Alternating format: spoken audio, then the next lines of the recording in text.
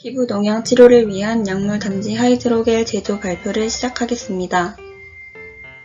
피부 동양의 경우 항생제가 고름 내부로 침투할 수 없기 때문에 무조건 수술을 해서 제거해야 합니다. 절제하여 농을 제거한 후 추가적인 농이나 염증을 완전히 제거하기 위해 거즈를 삽입하게 됩니다. 거즈는 생분해성이 없기 때문에 제거 과정이 필요하게 되는데 이때 분비물과 거즈가 건조되어 붙으면서 제거 시 통증을 유발하게 되고 새로운 출혈뿐만 아니라 2차 감염의 위험성도 발생합니다. 이러한 문제점을 바탕으로 저희조는 하이드로겔을 사용하여 상처 치료에 적절한 수분 환경을 제공할 수 있고 체내에서 분해가 가능하여 따로 제거술을 시행하지 않아도 되며 추가적으로 상처 치료 및 항염증 효과를 돕는 약물 담지 하이드로겔을 개발하게 되었습니다. 실험은 다음과 같은 공정으로 진행하였고 제조된 용액을 동결 건조시켜 가공성 하이드로겔 폼으로 제작하였습니다.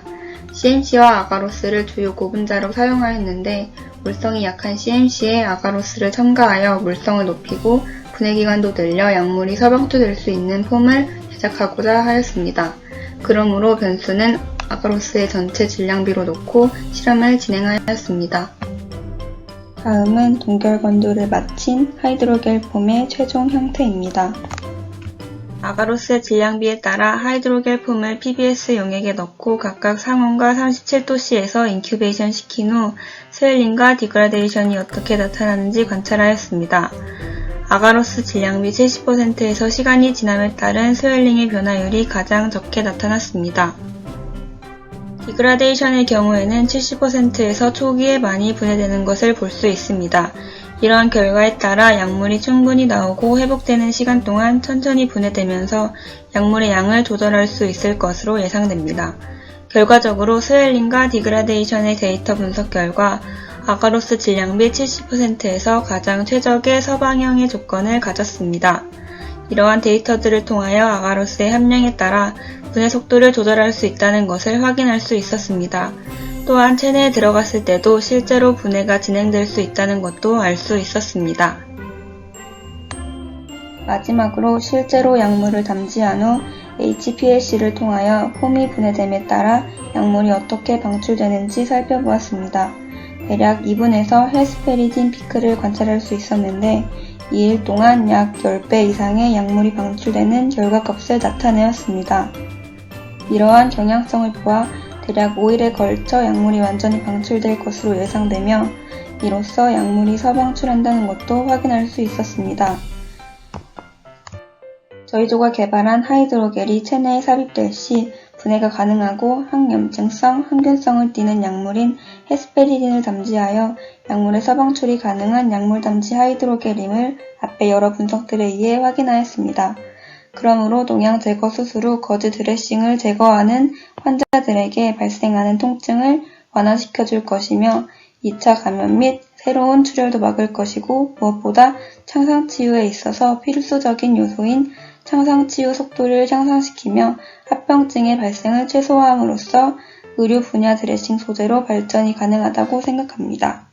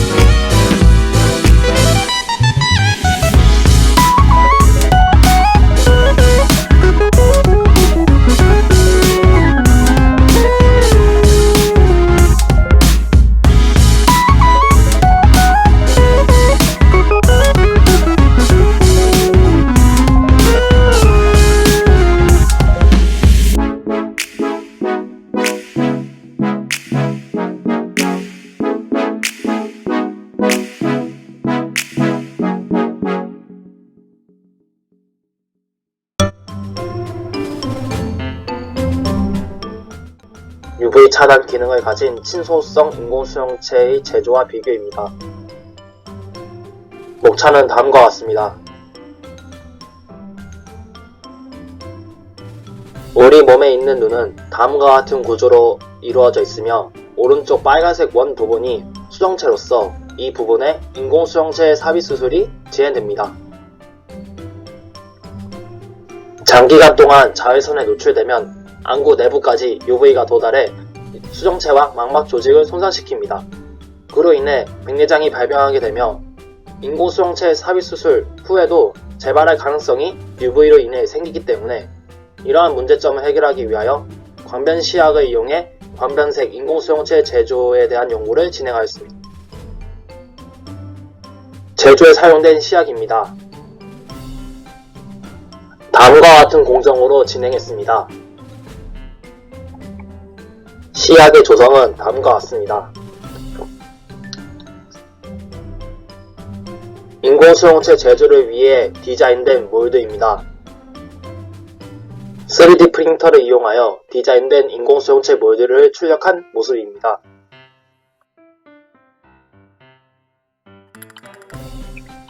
접촉각 측정은 다음과 같은 방법으로 진행하였습니다.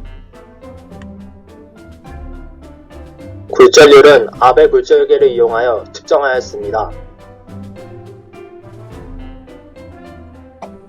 가시광선 투과와 UV 차단 유무를 확인하기 위해 투과도를 측정하였습니다.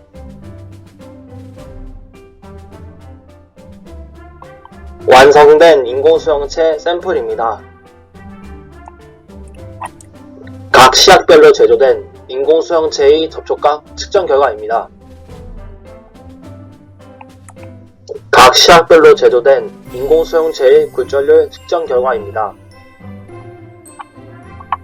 친수 아크릴인 히마와 각 시약별로 섞어 제조한 인공수용체의 투과율 측정 결과입니다. 소수성 아크릴인 POE와 각 시약별로 섞어 제조한 인공수용체의 투과율 측정 결과입니다.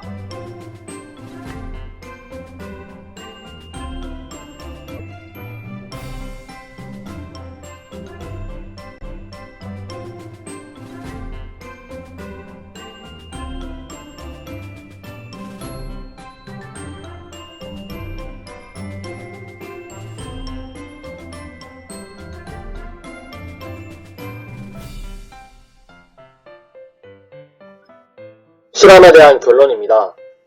접촉각과 굴절률만 보았을 때 POEA, 히마 둘 다 간변색 시약의 영향을 받지 않았습니다. 그리고 모든 인공수용체에서 가시광선 부분은 효과적으로 투과하였습니다. UV 차단의 경우에는 380나노미터 부분에서 빛의 차단이 나타났습니다. 하지만 3번 시약이 들어간 히마에서는 UV 차단이 제대로 이루어지지 않았습니다. 이로써 3번 시약과 히마의 합성이 불안정한 것을 확인하였습니다. 마지막으로 POEA가 히마보다 간변 효과가 우수한 것을 확인하였습니다. 참고 문헌은 다음과 같습니다. 감사합니다.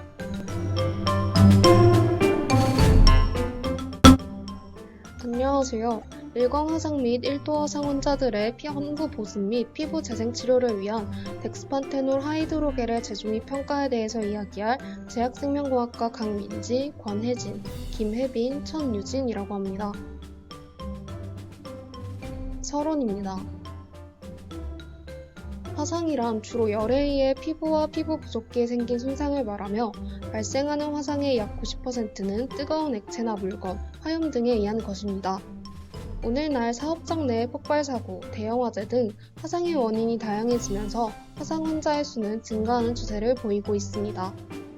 또한 최근 야외활동의 증가 등의 이유로 햇빛에 의한 일광화상 환자 또한 나타나고 있습니다. 화상은 손상된 깊이에 따라 분류되는데 1도 화상은 표피층만 손상된 상태로 약간의 통증과 부종을 동반합니다.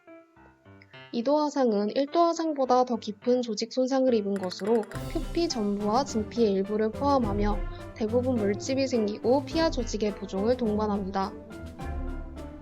3도 화상은 표피, 진피의 전층과 피하 지방층까지 손상된 상태로 상상 부위의 조직개사가 심해 부종이 심한 것이 특징입니다. 현재 시판되는 화상치료제의 경우 대부분 연고의 형태로 피부 진정, 피부 재생 및 보습, 항염증 또는 항생제 효과를 가지고 있습니다. 그러나 연고 형태의 경우 끈적임이 남고 이물질이 붙을 수 있어 환부 오염의 가능성이 있습니다. 저희가 사용하는 주성분인 덱스판테놀은 상처 및 피부질환 치료에 보조적으로 사용되는 약물로 표피 분할을 강화하고 뛰어난 보습 효과와 방부 효과를 가지고 있습니다. 저희가 만드는 하이드로겔은 물을 분산매로 사용하고 확산에 의해 약물을 방출하는 시스템으로 빠른 흡수성과 적은 이물감을 가지고 있으며 쉽고 간편한 투여가 가능합니다. 저희는 간편하고 효과적인 일광 화상 및 1도 화상의 치료제로 덱스판테놀을 함유한 하이드로겔을 만들기로 하였습니다. 사용 시약입니다. 덱스판테놀, 카보마 980, 메톨로우즈, 투투에톡시 에탄올, NMP, 에틸알코올, 글리세롤을 사용하였습니다. 방법입니다. 그림과 같은 방법으로 만들어줍니다. 덱스판테놀 5g, 물 15ml를 잘 혼합하고 또 다른 비커에 카보마 980 0.5g, 메톨로우즈 0.5g, NMP 1.5g, 트랜스큐톨 7g, 글리세롤 4g을 측량하여 줍니다. 여기에 에탄올 40ml를 넣고 잘 섞어줍니다. 시료가 잘 용해된 것이 확인된 비커 1과 비커 2를 혼합하여 줍니다. 여기에 물을 추가하여 100ml 표선을 맞춥니다. 호모게나이저를 이용해 겔을 균질화시켜줍니다. 결과입니다. 왼쪽의 사진은 완성된 하이드로겔이며 오른쪽은 저희가 준비한 시제품의 사진입니다. 이상 감사합니다. 안녕하십니까. 저는 항균성이 뛰어난 아연 나노필름 제조를 주제로 발표하게 된 황지우입니다. 다음과 같은 순서로 발표를 진행하도록 하겠습니다. 저희 제품의 개발 목표는 현재 많이 사용 중인 구리 항균 필름이 중금속이므로 인체 적합성이 떨어진다는 점을 무독성을 띠는 아연 나노필름을 사용해 해당 문제를 해결하는 것입니다. 또한 기존의 아연 필름에서의 박테리아, 바이러스의 생존 시간은 4시간이며 이는 코로나19 등 감염성 바이러스에는 취약하기 때문에 매미날개 구조를 이용해 바이러스, 박테리아의 생존 시간을 단축하여 더 효과적인 항균 필름을 제작하는 것입니다. 개발 제품에 대해 말씀드리자면 앞서 말씀드린 것처럼 기존의 항균 필름에는 코로나 바이러스가 4시간 동안 잔류하기 때문에 이를 해결하기 위해 표면을 매미날개 구조를 이용한 미세돌기로 제작해 1차적으로 바이러스, 박테리아를 사멸시키며 2차적으로 사멸되지 않은 세균이나 바이러스를 산화연으로 사멸시키는 제품을 설계하였습니다. 저희의 설계 제품의 원리에 대해 말씀드리자면 매미날개의 항균성을 이용하는 것입니다.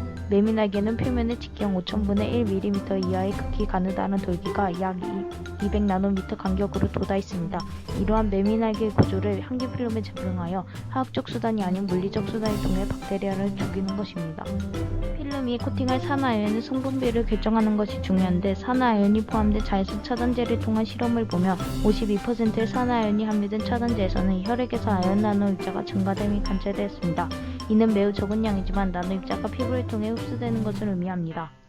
또한 산화아연 나노 입자와 아이소탁틱 폴리프로필렌을 합성하여 필름을 제작해 이코일에 대한 항균성을 시험한 결과 2에서 5%의 산화아연이 함유된 필름은 균 제거율이 90%로 나타났습니다.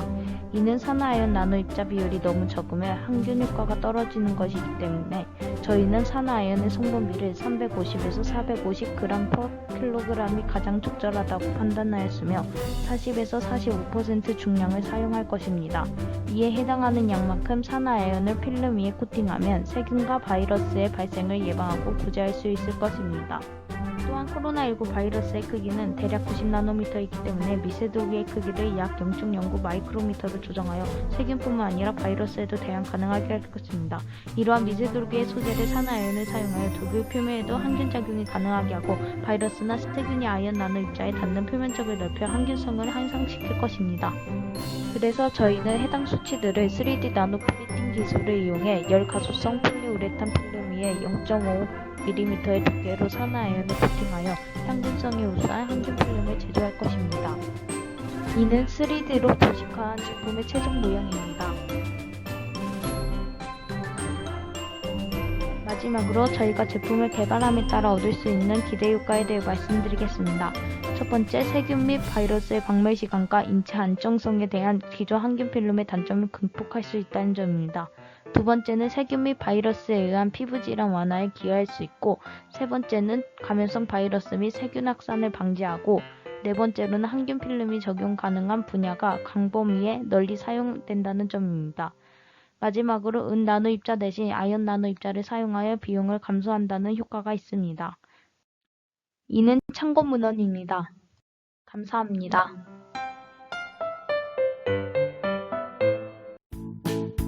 안녕하세요. 피부 궤양의 부도덕 국소 치료를 위한 EGF의 복합 소재 개발에 대한 발표를 시작하겠습니다. 저는 다음과 같이 구성하였습니다. 기존 재생크림은 크게 두 가지로 나뉩니다. 먼저 흉터를 메우는 재생크림의 경우 실리콘과 폴리머가 사용됩니다.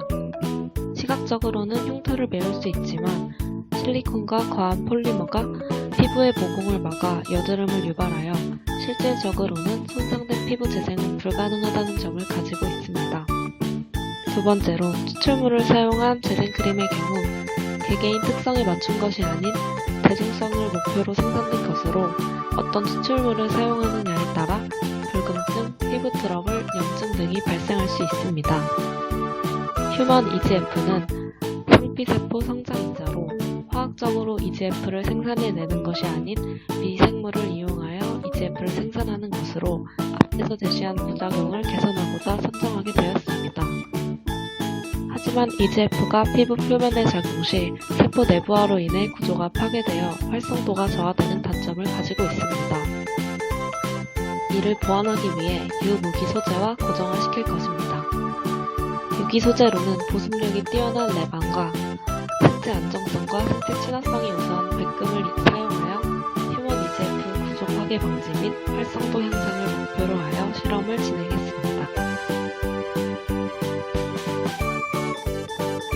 실험은 다음과 같이 진행하였습니다. 첫 번째 실험 결과입니다. 유전자 재조합 후 형질 전환을 성공한 대장균의 유전자를 증폭한 후 전기 영동으로 DNA 증폭이 성공했는지 확인해 보았습니다. EGF와 레반스쿠라제의 크기는 159 베이스 페어와 3500 베이스 페어로 증폭의 결과를 확인하였습니다. 두 번째 실험 결과입니다. 제조합 EGF와 레반스쿠라제의 발현 및 분류를 알아보기 위해 SDS 페이지 분석을 진행하였습니다. EGF와 레반스쿠라제의 단백질 크기는 6kDalton과 50kDalton으로 단백질 발현을 확인하였습니다.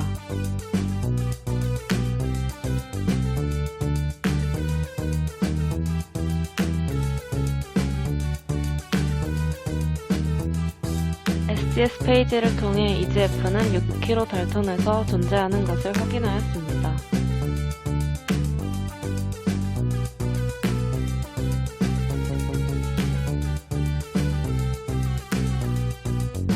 레반스쿠라제는 50kDalton에서 존재하는 것을 확인하였습니다. 레반스쿠라제의 경우 효소 반응을 진행하여 레반 11g을 수득하였습니다. 이상으로 발표 마치겠습니다. 들어주셔서 감사합니다.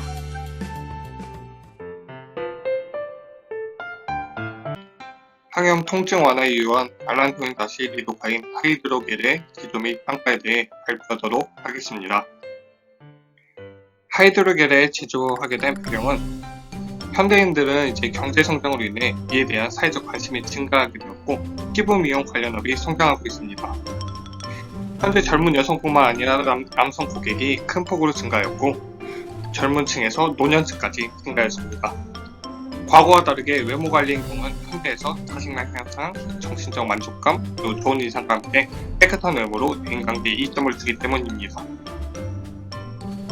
하지만 시술 증가에 따라 전문 지식이 부족한 비의료인들의 시술이 빈번히 이루어지고 있습니다.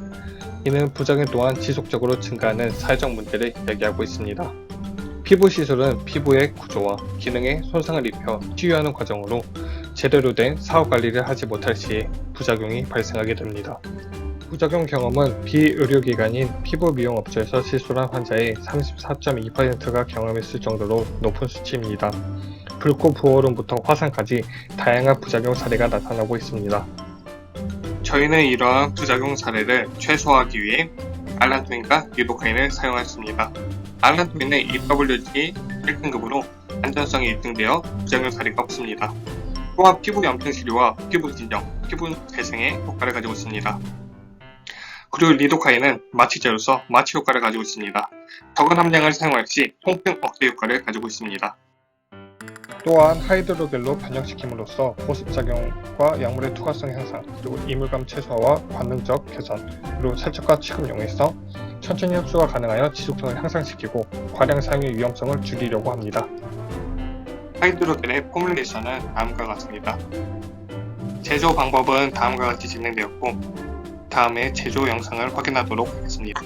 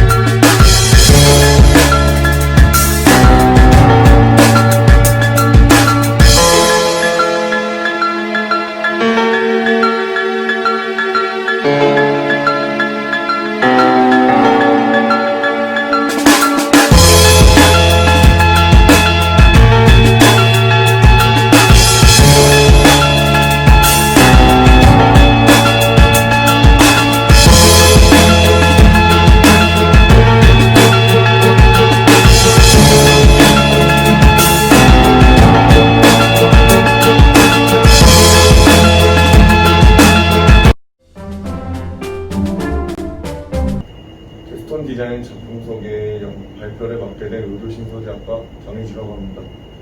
저희 조의 주제는 분해형 하이드로겔 패치입니다. 분해형 종류에는 아프터성 분해형, 컨디다즘 분해형, 페리페스 분해형 등등이 있는데 여기서 가장 흔하게 생기는 분해형은 아프터성 분해형입니다. 그래서 저희는 그 기존 제품들을 보완하기 위해서 하이드로겔 패치를 개발하는 것이 저의 주제 목표입니다. 저희 제품의 핵심 소재들은 하이드로겔 사포닌인데 하이드로겔은 DDS 약물 방출 시스템에 최적화되어 있는 물질이고 사포닌은 면역력 증진 효과, 항암, 항산화, 항생제 효과 등등이 있습니다. 실험 기구 및 시합은 사포닌 PVA, PEG, CMC, 글루타르 알데하이드가 있는데 여기서 PVA는 기계적 강도를 부여하기 위해서 사용이 되고 PEG는 연화제로서 부드러운 촉감을 주기 위해서 사용이 됩니다. 그리고 CMC는 기준 물질이고 글루타르 알데하이드는 가교제로서 사용이 됩니다. 실험 과정은 이렇습니다. 여기서 4가지 변수를 뒀는데 CMC 함유량과 글루타르 알데하이드 함유량을 변수로 넣어서 4가지 변수로 실험을 진행하였습니다. 그리고 제조된 용액을 담아서 48시간 동안 마이너스 10도에서 동결 건조를 진행하였습니다. 그리고 제조된 폼인데 2번이 가장 안정적이게 나왔습니다. 그리고 분석을 팽현도와 계량을 진행하였는데, 팽현도는 이제 하이드로겔의 그 흡수 정도를 알아보기 위해서 진행하였고, 계량율은 이제 하이드로겔의 복원력을 측정하기 위해서 진행하였습니다. 그래서 팽현도 그래프를 보시면 2번, 4번이 1번, 3번에 비해 수치가 높게 나왔는데, 이것을 통해서 흡수 정도가 1번, 3번에 비해 2번, 4번이 높다는 것을 알 수가 있습니다. 계량율은 1번부터 4번까지 다 80% 이상으로 높은 수치가 나왔기 때문에 다 복원력이 높다고 볼 수가 있습니다. 그리고 FTIR 분석을 진행하였습니다. 여기서 1590K저와 1710K저, 1590K저 그 C 이중결합, 그리고 1710 CO 이중결합이 나타났는데, 이것을 통해서 폼이 안정적으로 형성됐다는 것을 알 수가 있습니다. 그리고 시간대별 분해 속도 측정을 하였는데, 2번, 4번이 이제 CMC 함유량과 글루타르 알데하이드 함유량이 더 높아서 1번, 3번에 비해 높아서 체내에 흡수되었을 때 더 오랜 시간 동안 유지될 수 있다는 것을 알 수가 있습니다. 이상 마치겠습니다.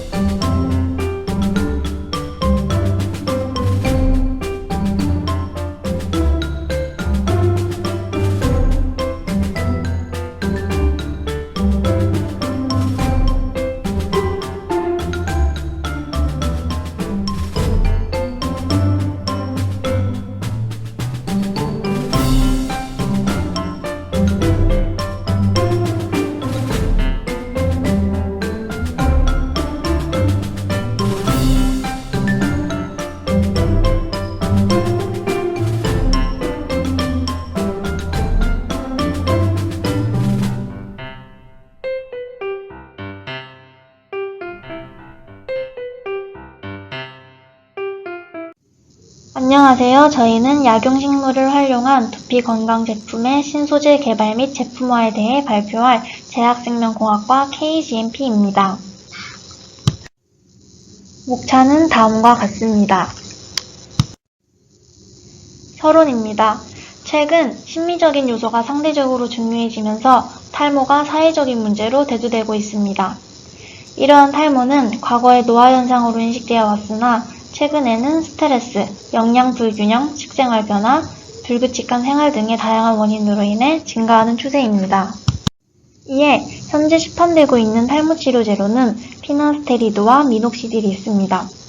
하지만 이들은 유방암, 가려움증, 홍반, 표피 벗겨짐과 건성화 등의 부작용이 있어 많은 문제가 있습니다. 따라서 저희는 두피 건강에 좋은 약용식물을 이용한 신소재를 개발하여 탈모에 효과적인 정제를 제조하는 것에 목적을 두고 있습니다. 저희가 알아낸 신소재 약용식물은 퀴노아입니다. 퀴노아는 쌀보다 작은 좁쌀 크기의 곡물로서 나트륨과 글루텐이 거의 없고 평균 16에서 20%가 단백질로 구성되어 있습니다. 또한 9가지 종류의 필수 아미노산이 균형 있게 함유되어 있습니다. 실험 방법입니다. 퀴노아를 함유한 정제를 제조하는 과정을 나타내었습니다. 다음은 처방입니다. 키노와 분말의 첨가량을 다르게 하여 5개의 처방을 작성한 후 실험을 진행하였습니다.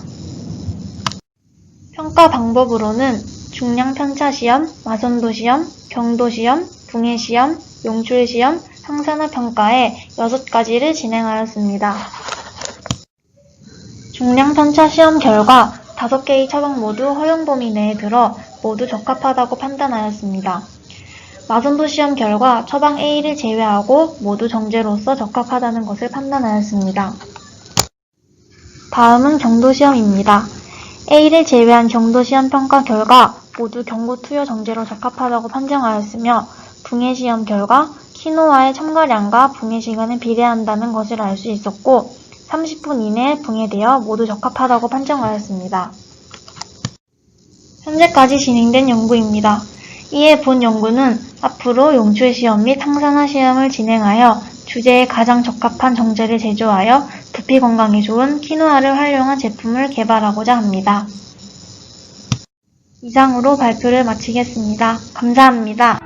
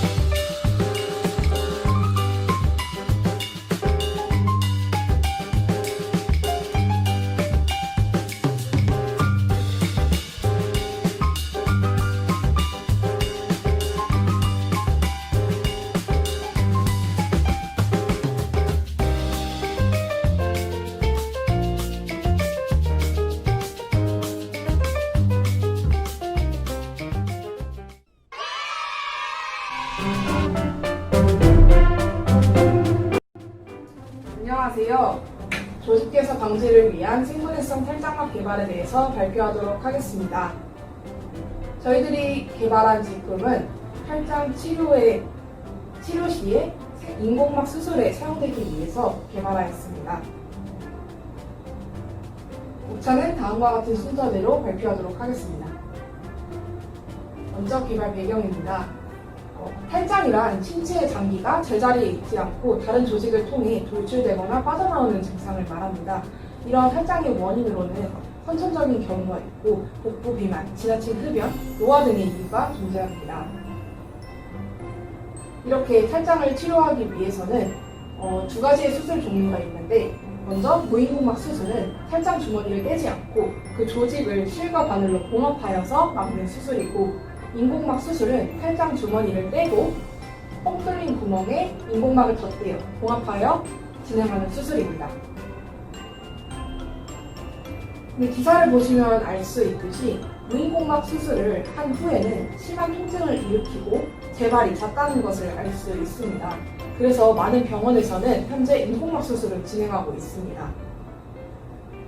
그런데 이러한 인공막 수술에도 부작용이 있었습니다.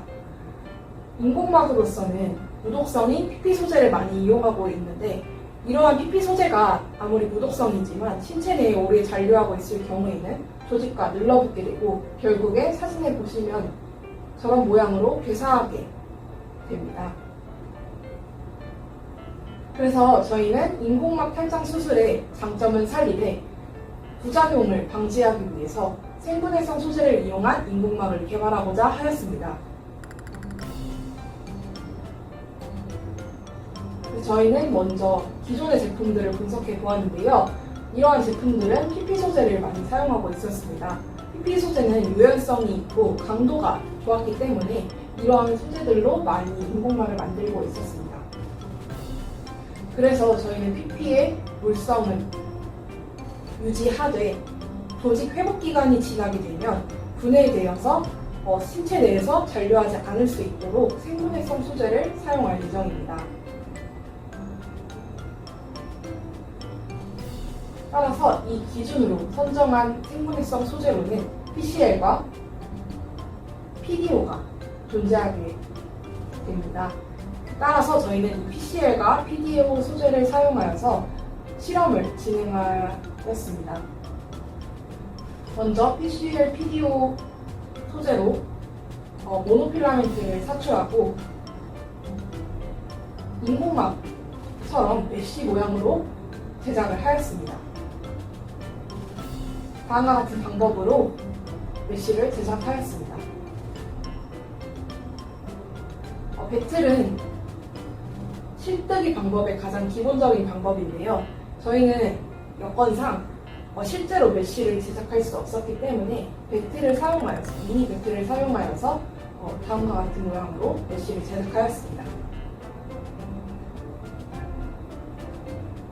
따라서 이렇게 만든 메쉬로서 실험을 진행하였습니다. 극한요건 실험으로 진행하였습니다. pH 측정과 표면 분석, 그리고 밀도 분석, 인장 강도 측정을 하였습니다. 저희는 이러한 생분해성 인공막의 개발을 통해서 환자의 불안감을 감소시키고 재수술을 예방하고 국내 인공막 시장을 활성화하고자 하는 목표를 가지고 이 제품을 개발하였습니다. 이상으로 저희의 발표를 마치도록 하겠습니다. 감사합니다.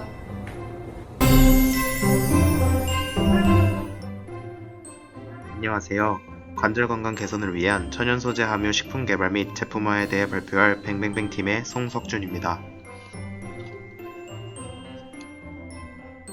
최근 65세 이상 인구가 증가함에 따라 고령사회에 접어들었습니다. 그로 인해 관절 건강에 관심이 늘어나고 있는 추세입니다. 치료제보다 예방을 목적으로 하는 건강기능식품을 선호하고 있어 관절 건강 개선을 위한 천연 소재가 함유된 환을 개발하고 제품화하게 되었습니다. 저희는 주 재료로 관절과 면역에 탁월한 효능이 있는 꽃뱅이를 선정하여 관절 건강한, 면역 건강한으로 처방전을 만들었습니다.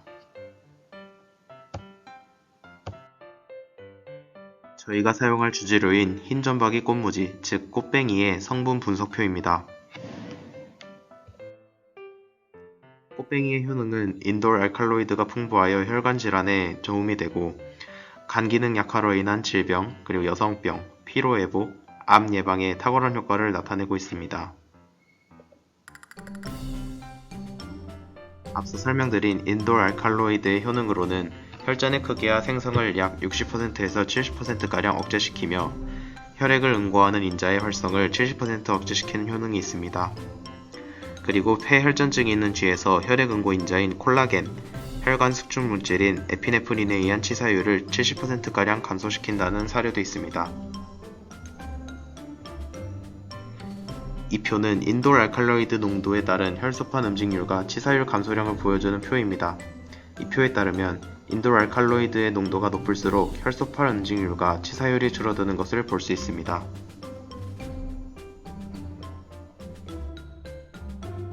다음은 보스웰리아의 효능입니다. 보스웰리아에 포함되어 있는 보스웰릭산이 체내의 염증 유발 물질 생성을 억제하며 연골세포의 재생을 도와 연골 기능의 유지를 돕습니다.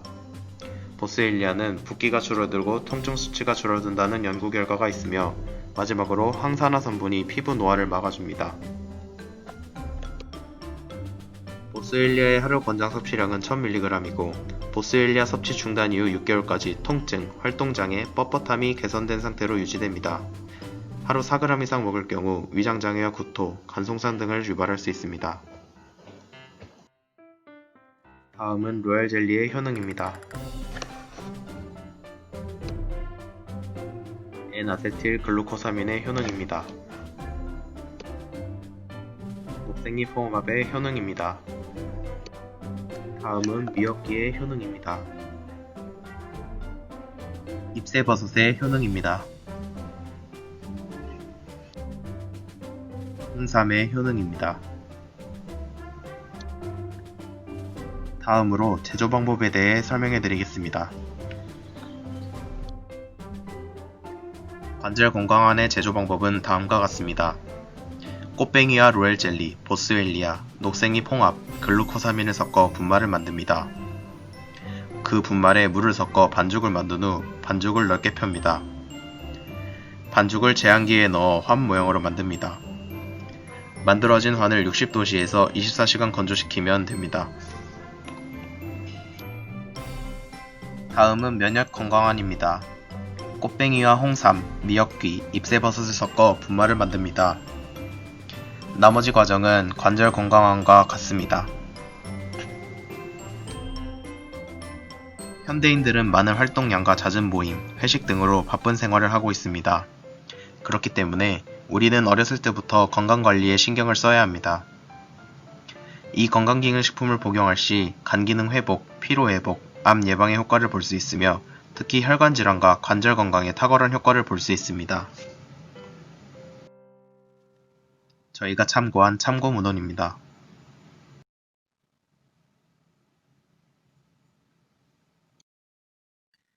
이상으로 관절 건강 개선을 위한 천연 소재 함유 식품 개발 및 제품화에 대한 발표를 마치겠습니다. 감사합니다.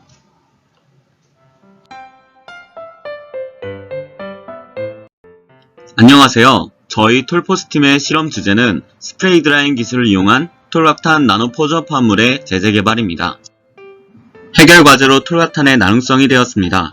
항인효 호르몬인 바소프레신이 과다 분비되어 항인효 호르몬 분비 이상 증후군에 의한 신부전, 저나트륨 혈증 치료에 사용되고 있는 유일한 약물인 톨각탄은 물에 대하여 나눔성이기 때문에 그대로 복용할 경우 체내 흡수 비율이 현저히 떨어지게 된다는 단점이 있습니다.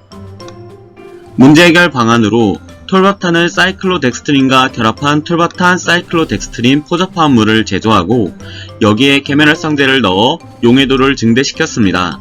그리고 이것을 분무 건조하여 나노 분말로 만들고자 하였습니다. 이 다음은 제출작의 실제 실험 영상입니다. 잘 부탁드립니다.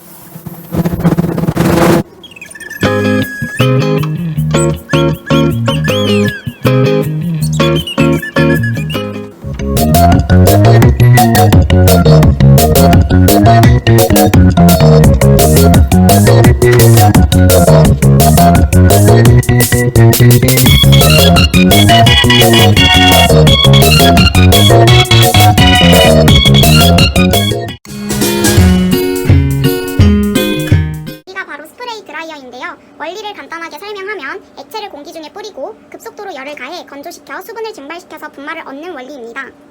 먼저 제습기의 전원을 켠 후 기기의 전원을 켜고 질소가스의 밸브를 엽니다. 조작 패널에서 아스피레이터의 전원 버튼을 눌러줍니다.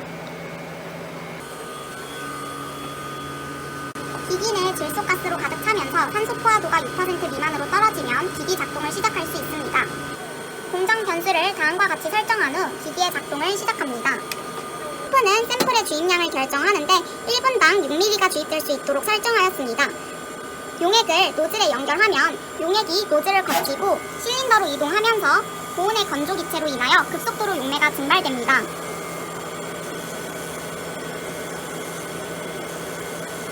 건조된 분말이 실린더에서 사이클론으로 이동하여 소용돌이를 치며 샘플을 고체화시켜 건조된 분말의 크기를 균일하게 해줍니다. 보이는 것과 같이 호접통에서 샘플을 회수할 수 있습니다. 따라서 이 과정을 통해 호접 화합물을 제조하여 액체를 분무 건조를 통해 고체화한 나노 분말을 얻을 수 있었습니다. 지금까지 발표를 들어주셔서 감사합니다.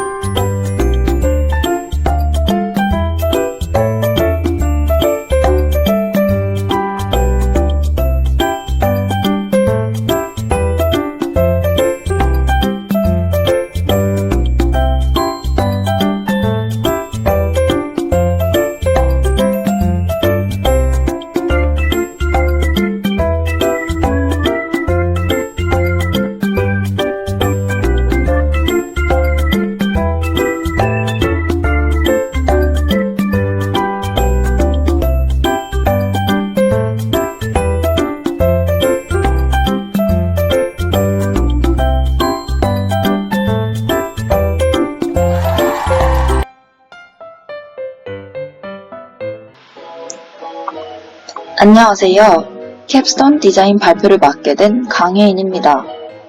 이번에 저희는 젖산 발효 균주에 따른 최저커피 원두 제조 조건 개발을 목표로 하여 실험을 진행했습니다. 목차는 다음과 같습니다. 먼저 커피의 성분에 따른 효능 및 부작용에 대해 알아보겠습니다. 대표적으로 알칼로이드의 일종인 카페인은 소량 섭취 시 피로 해소 및 노폐물 제거 등에 유익한 영향을 주지만 과다 섭취 및 중독 시 불면증, 근육 경련 등의 부작용을 일으킬 수 있어 섭취의 조절이 필요합니다. 또 다른 성분인 클로로겐산 또한 산화 스트레스를 억제해주는 항산화 기능성이 있고 이외에도 트리고넬린, 페놀린산 등 커피 원두는 여러 폴리페놀 물질 등을 함유하고 있습니다. 디카페인 커피를 제조하는 일반적인 방법은 대표적으로 CO2인 기체를 이용하는 방법, 고온 스팀 공법이 있는데 이들은 비용이 많이 드는 데다 향기 성분과 수용성 물질의 유출로 인해 품질 저하를 일으킨다는 문제점을 가지고 있습니다.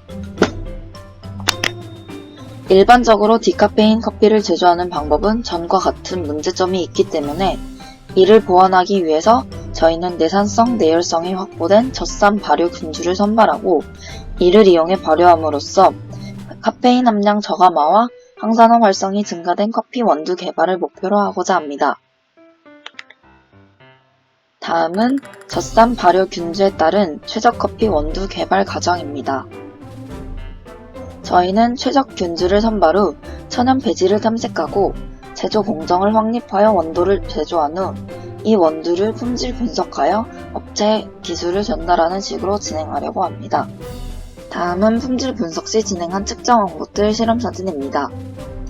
저희는 커피 원두의 내산성과 내열성, pH 및 총산도, 갈색도와 색도, 총 페놀 함량, 총 플라보노이드 함량, 항산화 활성에 따른 측정을 진행하였고 HPLC 정량 분석과 관능 평가를 실시할 예정입니다.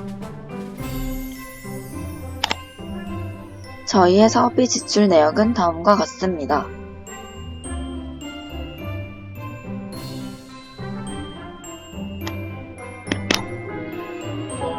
이상으로 발표를 마치겠습니다. 코로나 때문에 영상으로 발표하게 되어 아쉽지만 경청해주셔서 감사합니다. 코로나로 인해 일상생활을 누리지 못하는 요즘 가장 중요한 것은 코로나19를 예방하는 것입니다.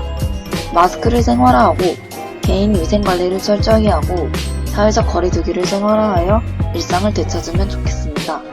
감사합니다.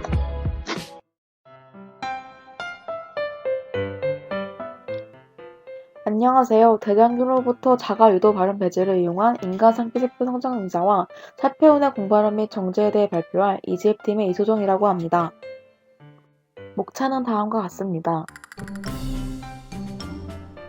에피더멀 그로스 팩터는 EGF라고 하며 상피세포 성장 인자입니다.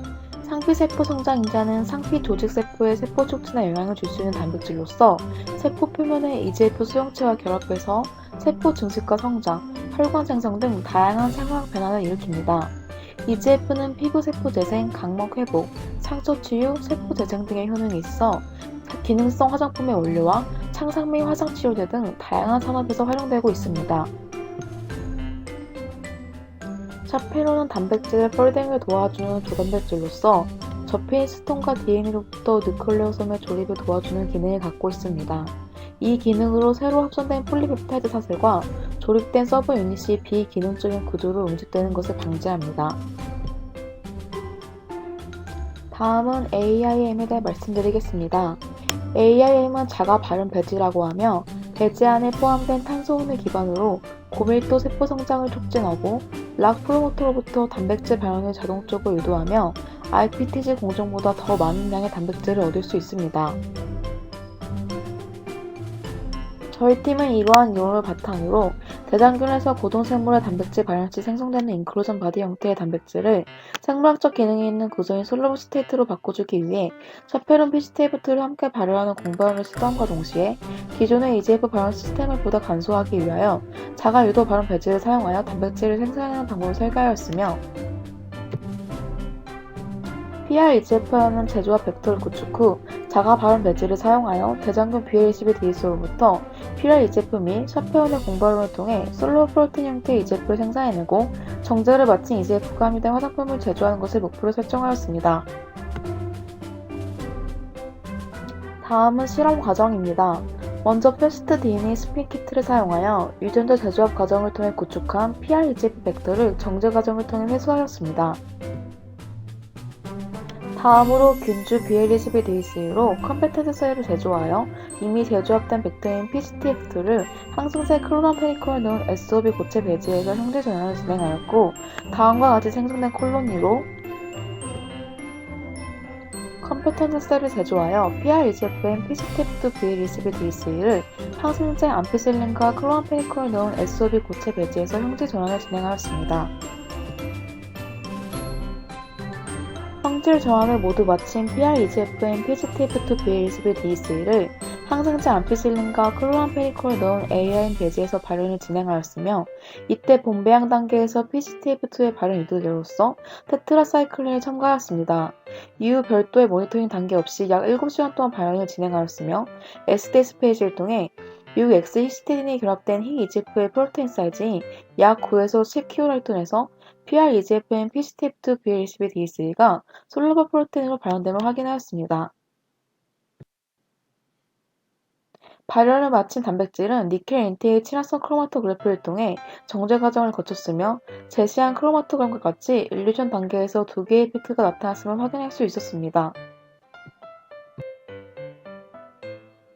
앞서 진행한 정제를 통해 회수한 플렉 샌들로 SDS 페이지를 진행하였으며 두 번째 피크에서 휘 EGF에 해당하는 밴드가 나타났음을 확인할 수 있었습니다.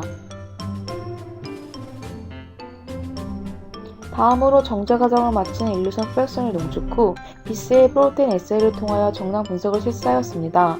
그 결과 농도값으로 317.90이 나왔으며 이를 통해 배지 100ml당 약 4.77mg의 단백질을 생산했음을 확인할 수 있었습니다.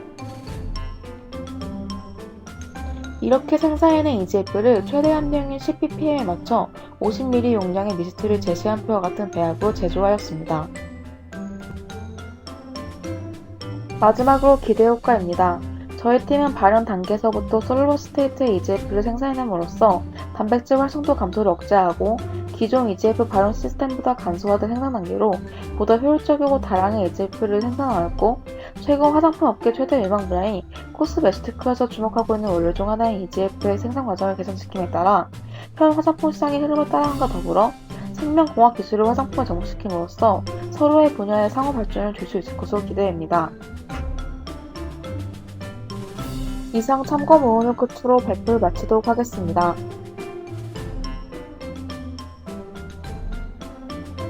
감사합니다.